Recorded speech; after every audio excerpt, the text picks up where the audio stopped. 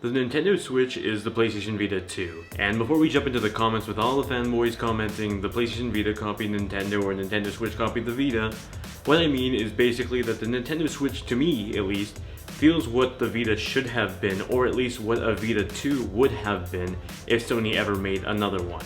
So just to create some credibility, I've actually owned my PlayStation Vita since launch, and I don't mean the United States launch, I mean the Japan launch. I paid $400 for my Japanese PlayStation Vita at launch, I believe in December 2011, before the 2012 February launch of the Vita in the United States. And I paid $400 for the system to import, not to mention that a 4GB card just to import it from Japan at the time, I mean keep in mind what the prices of memory cards are for the Vita right now, I paid $100 for a 4GB card. That's how much I believed in the system, and pretty much the PlayStation Vita helped launch the start of this channel. If you actually were here for a long time, you would know that. So I've had the PlayStation Vita for a very long time, and I've gamed on it for a very long time. In its first few years, the PlayStation Vita was an extraordinary handheld. Not only did it have a good indie lineup, like it does right now, but it also had great first-party support. Uncharted Golden Abyss was the staple game for the system that showed that this was truly a console-quality handheld on the go back in 2011 and 2012.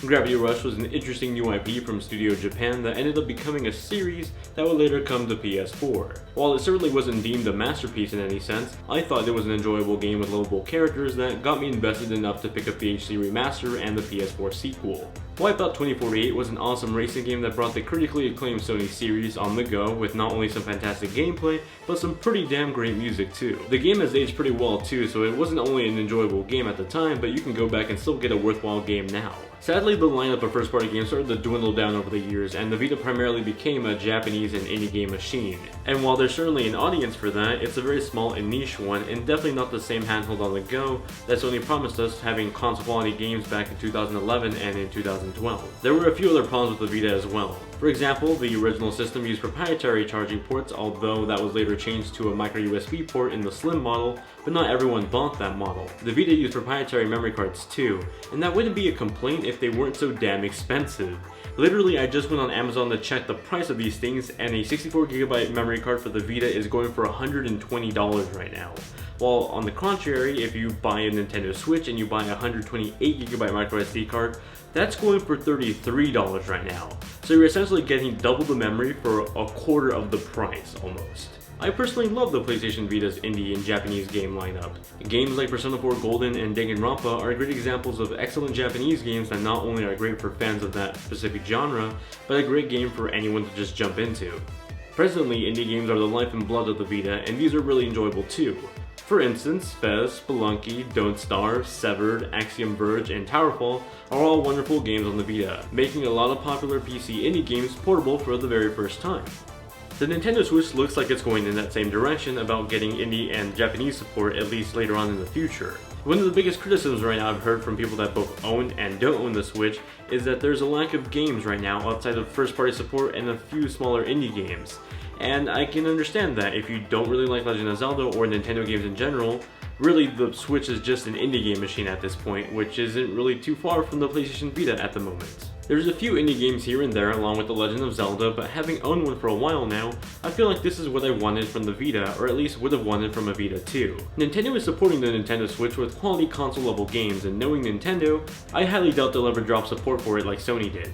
I mean, they supported the Wii U up until the Switch's launch date. Indie games are slowly coming every week, like Fast RMX, The Binding of Isaac, Snake Pass, Grateful Explosion Machine, and the Shovel Knight game. On top of that, many are coming in the future, like Rime, Stardew Valley, Towerfall, Yooka-Laylee, and Oceanhorn.